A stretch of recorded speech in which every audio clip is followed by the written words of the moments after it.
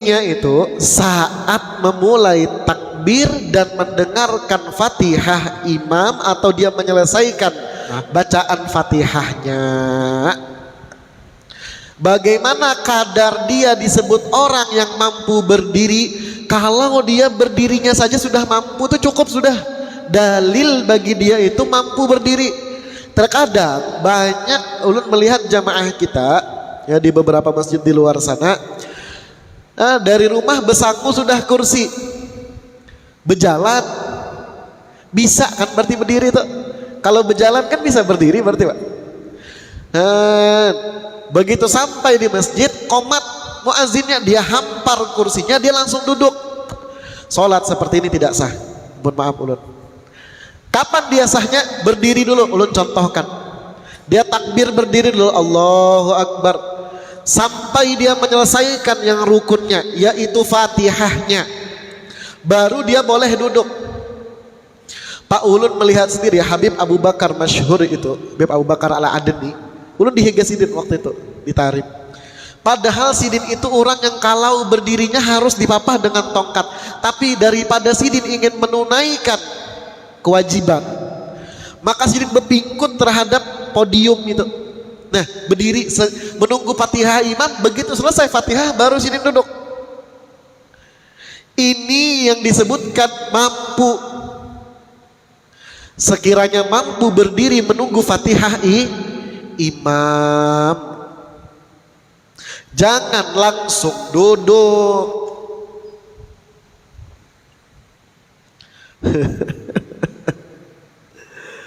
Biar cari di kitab fikih mana saja. Masalah ini pernah kami teliti waktu itu dalam kajiannya Sayyidil Habib Umar dalam Mushalla Al-Faqih di Tarim waktu itu. Ya, sebagaimana yang telah dijelaskan para ulama kita, berdiri dulu. Terkecuali memang tidak mampu berdiri, jalannya pakai kursi roda, nah itu ndak usah dipaksa-paksa berdiri, karena memang dia berdiri saja tidak mampu, silahkan sholat duduk.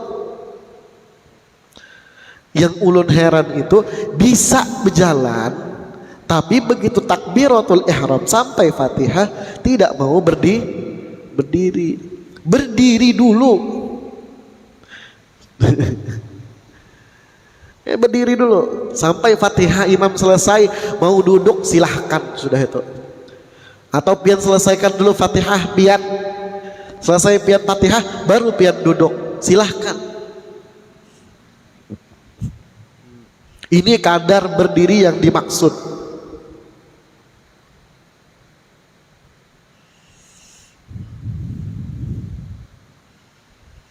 Baik, sampai sini jelas Bapak?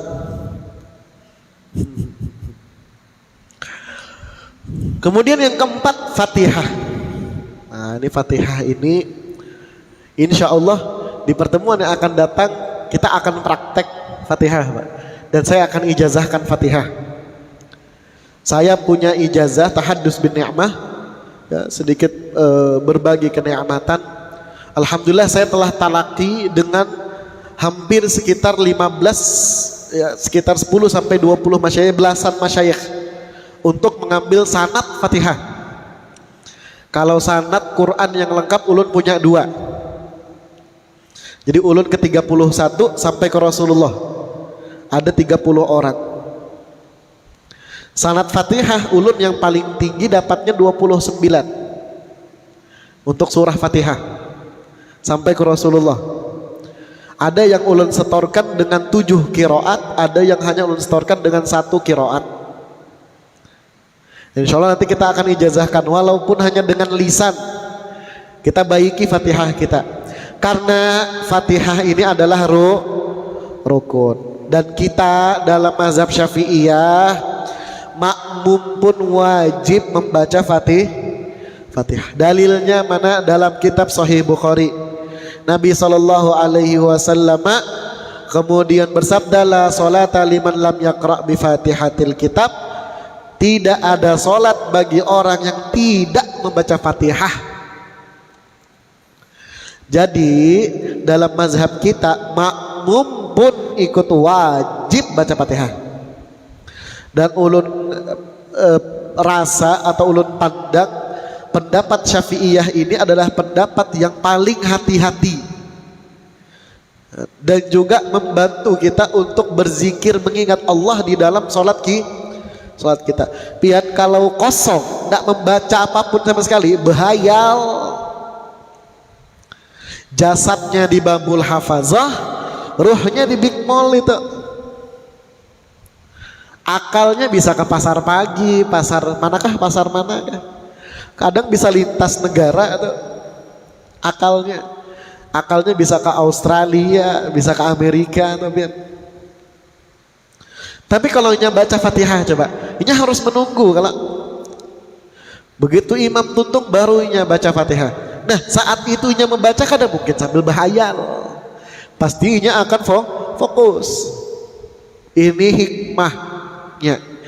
Nah, walaupun ada kemudian mazhab lain yang mengatakan bagi makmum tidak wajib Fatihah, tapi tetap bagi kehati-hatian kita wajib bagi kita untuk membaca Fatihah.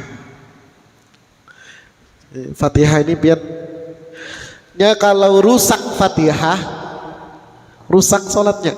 Apabila melakukan kesalahan jali, kesalahan besar yang sampai merubah makna, maka sholatnya tidak sah. Ulun ambil contoh pada ayat kedua di dalam surah Al-Fatihah, kalimat alhamdulillahi rabbil alamin. Apabila hak tipis itu dibaca dengan ha, batal sholatnya. Kenapa batal? Maknanya berubah jauh. Kalimat alhamdu dalam kajian tafsir itu alif lamnya li istighraq, atau sebahagian lagi menggolongkan li ahdil jinsi, artinya memasukkan segala bentuk golongan.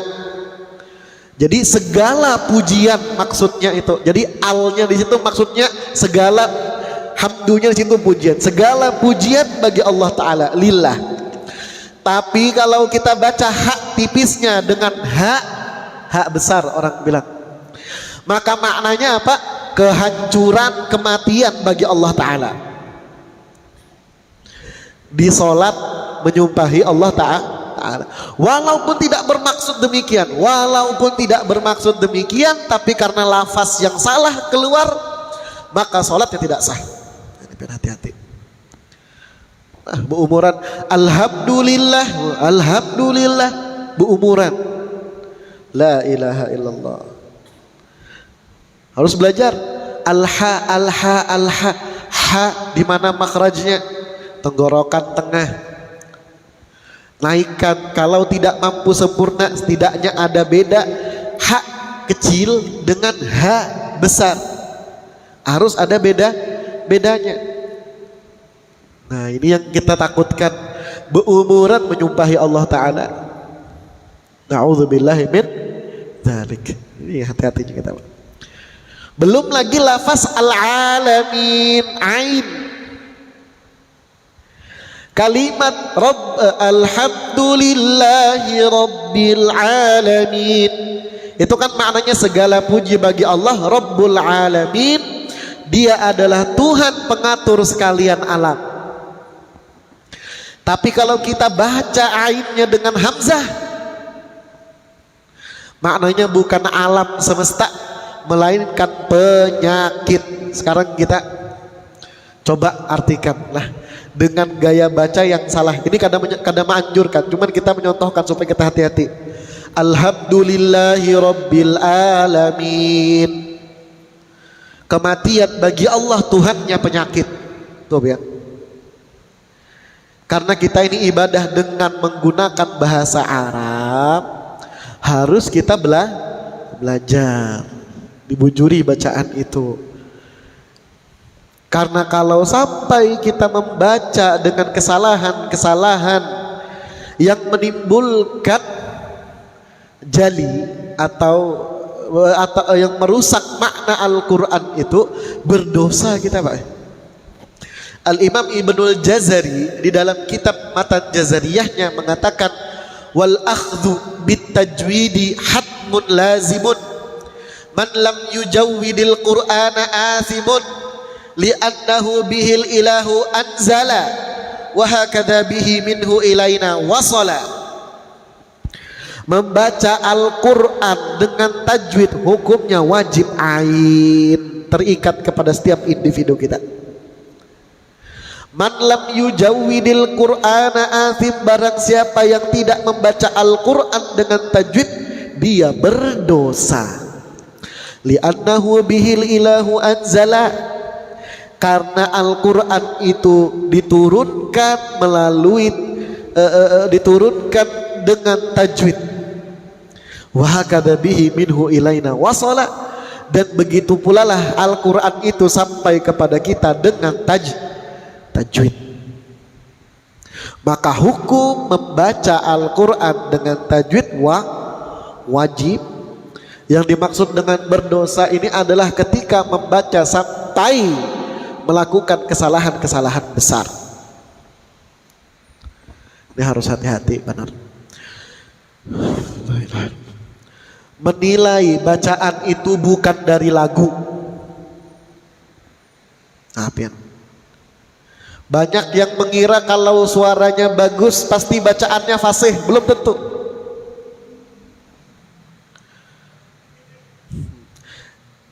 Kefasihan bacaan itu bisa kita nilai ketika dia membaca. Ulun pernah ulun kada usah sambat nama masjidnya, sholat di luar kota, di daerah luar lah pokoknya, di luar Samarinda. Waktu itu ada diundang acara maulid. Ulun lihat ada orang bebolang ganal benar bolangnya, jubahnya harat benar jubahnya, sorbannya masya Allah. Kita datang biasa aja begamis, bolang tipis dah, sama sorban rida biasa. Ulun kira tuan guru ganal, maju biar mengimami isya, maju dasar bujur biar bacaannya kan ujar banjar itu menggerau. Apa menggerau?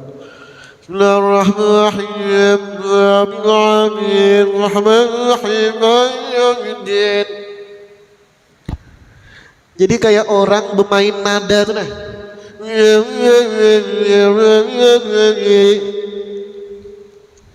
Itu batal sholatnya itu. Karena di antara syarat membaca Fatihah itu mura'atul huruf, hurufnya harus terjaga dengan jelas. Ulun berisi santri Pak, itu 2 tahun baru Fatihahnya lulus.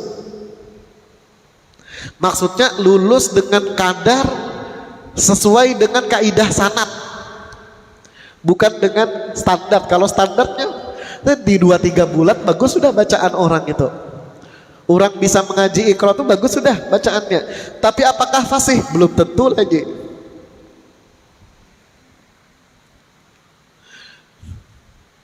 Ulun ambil contoh sedikit saja, sedikit. Pada lafaz bismillah, Bismillahirrahmanirrahim. Mun orang kada mengerti kaidah kefasihan bacaan, banyak yang membaca seperti ini, Bismillahirrahmanirrahim. Terdengar sama, bujur, tapi bedanya bacaan pertama itu dia telah menunaikan sifat-sifat huruf secara sempurna. Contoh, sin yang punya sifat sofir dan rikhwah dia bunyikan sehingga tidak terputus bacaannya. Bismillah, Bismillah. Sementara sebahagian orang membacanya Bismillah, berjeda, terpotong antara sin dengan mimnya. Ini kalau kadang mengaji sanad kadang akan paham ini, kadang akan jeli bacaan itu. Bujur kadang sampai batal bang, tapi ketahuan tidak fasih.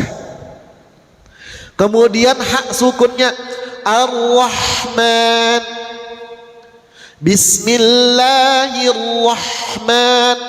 Hak yang fasih ketika dia sukun haknya masih hidup. Sebagian orang membacanya seperti apa? Bismillahirrahmanirrahman. Antara ha dengan mim ada jeda. Seharusnya langsung kalau mau fasihnya. Rahman, haknya jadi ditarik. Nah, ini biar. Insya Allah nanti di minggu depan kita akan bahas tuntas Fatihah ini. Sampai sini dulu. Ada yang mau ditanyakan silahkan. Gih, monggo Pak. Pak Ustadz, ini pertanyaan baik untuk imam dan makmum. Apa hukumnya ketika kita membaca niat tertinggal rakaatnya? Sholli fardhu maghrib misalnya kan, tertinggal rakaatnya imaman lillahi ta'ala. Baik. Yang kedua, sering terjadi, ini khusus untuk makmum. Biasanya kalau imamnya, kan ada kita kadang-kadang imamnya terlalu cepat, khususnya di rakaat yang ketiga dan keempat. Baik. Ini pasti Pak Ustadz ketinggalan yang membaca Fatihah. Baik. Makmum. Nah, itu saya tanyakan apakah batal hukumnya atau bagaimana. Demikian. Baik. Terima kasih. Dalam bab sholat jamaah berbeda lagi Pak. Jadi dalam bab jamaah bagi makmum dia wajib menambahkan makmum. Kalau bagi imam dia wajib menambahkan imam. Apa hukumnya tidak menyambat rakaat? Hukumnya sah. Karena syarat niat itu hanya 3 tadi. Qasdul fi'li ta'yin dengan fardiyah. Usolli fardal maghribi sah. Usolli fardal maghribi makmuman sah. Usolli fardal maghribi imaman sah. Jadi kadang pakai rakaat pun sah. Apa gunanya rakaat ini? Rakaat ini nanti gunanya untuk sholat-sholat yang kemudian kita qashar. Sholat-sholat 4 rakaat yang dalam perjalanan safar, kemudian kita qashar jadi 2 rakaat. Itu menyambat rakaat di situ. Itu pertanyaan pertama. Pertanyaan kedua, bagaimana kalau makmum tertinggal Fatihahnya? Dilihat dulu tertinggalnya pada saat kapan. Kalau si makmum masih mendapati si imam dalam keadaan berdiri, dia takbir secara sempurna, Allahu Akbar, dia berdiri dan imam masih berdiri, maka dalam kondisi seperti itu makmumnya wajib menyelesaikan Fatihahnya secepat-cepatnya, tapi tentu dengan bacaan yang benar. Karena benar itu tidak bisa diukur dengan lambat atau laju bacaan. Kadang laju bisa benar, kadang lambat bisa mengeramput. Artinya kalau si makmum masih mendapati si imam berdiri, maka wajib bagi si makmum untuk menyelesaikan Fatihah. Kadarnya apa? Selama dia tidak ketinggalan 2 rukun besar. Apa saja rukun besar itu? Yang pertama adalah berdiri, yang kedua adalah ruku, yang ketiga adalah sujud. Ya, kalau dia mendapati berdiri berarti dia masih punya jatah rukunya imam dan sampai sujudnya imam. Kalau sampai tidak cukup juga tidak tahu lagi, sudah berarti menyenandung itu Fatihahnya. Tidak usah dilagu-lagukan lagi, sendirian juga salatnya. Karena ada yang mendengar. Hancap aja. Bismillahirrahmanirrahim. Alhamdulillahirabbil alamin arrahmanirrahim maliki yaumiddin. Sadang aja itu. Ulun kadang heran bae orang nang salat sendirian tuh nah. Mun lawas benar apa nang dibaca. Jadi kalau dia si makmum masih mendapati si imam dalam kondisi berdiri, maka dia wajib membaca Fatihah. Tapi kalau imam sudah ruku, dia mendapati imam dalam keadaan ruku, maka tidak wajib bagi si makmum menyelesaikan Fatihah, langsung ikut ruku kepada imam. Wallahu a'lamu bishawab. Ada lagi Pak? Cukup? Kita cukupkan. Insya Allah di minggu depan saya minta tolong ada papan tulis nanti. Jadi kita akan tahsin Fatihah. Anu aja, ngambil berkah. Kalau satu setornya lama. Jadi kita bacaannya bareng, yang penting jamaah sekalian mendengar apa yang kami bacakan, cukup sudah. Karena periwayatan itu ada periwayatan yang memang kita baca bertalaki, ada juga yang dari guru membacakan kepada murid. Dalam periwayatan seperti itu. Tapi sebenarnya kalau Al-Quran itu tidak diperkenankan, bukan tidak diperkenankan, maksudnya tidak dianjurkan untuk periwayatan seperti itu. Nah, nanti insya Allah bagi yang mau lanjut bersanad, nanti silahkan ya, kumpul berapa orang, ya, maksimal 7 orang Pak, saya perangkatan. Insya Allah nanti setelah kajian maghribnya kita lanjutkan dengan kajian sanad. Silahkan nanti pengurus masjid silahkan diatur. Bagi yang mau melanjutkan mengambil sanad Fatihah, kalau yang ada ini nanti kita akan bagi ijazah umum aja. Wallahu a'lamu bis-shawab. Mungkin ini bisa saya sampaikan, kurang lebihnya mohon dimaafkan. Bismillahil Fatihah.